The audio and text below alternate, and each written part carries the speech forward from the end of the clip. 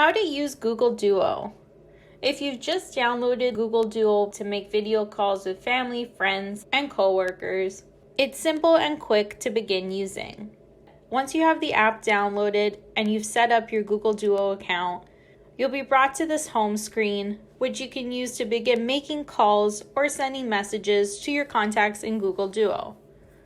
At the bottom of your screen, you can use the search bar to search for contacts or dial a phone number. And you can also scroll down to see the various contacts in your phone who have Google Duo. Or you can choose to invite contacts to Google Duo who don't have it just yet.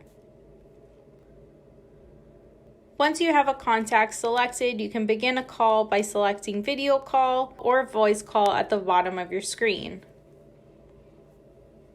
If you don't want to call somebody and just want to message them, you can swipe down from the home screen and record a video, a voice message, or type a note.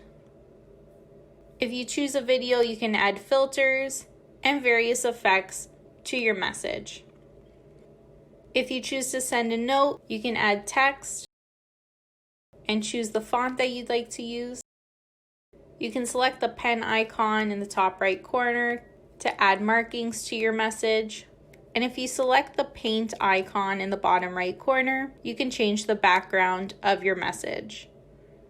Once your message is ready to send, click the forward arrow button and then select the contact you'd like to send it to. Finally, when somebody is calling you, you can just click accept and your video call will begin. At the bottom of your screen, you have various control options, which include turning your camera on and off by selecting the camera icon.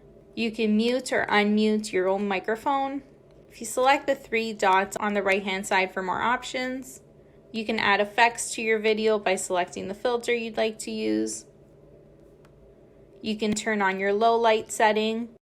And if you select portrait, this blurs the background of your video for a portrait effect. To then end your call, just select the hang up button in the bottom center of your screen.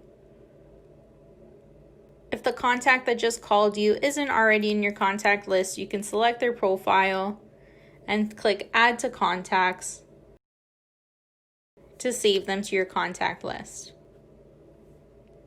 And that's everything you need to know about using Google Duo on your mobile phone. If this video helped you, let us know by liking it or commenting below. And don't forget to subscribe for more how-to instructional videos.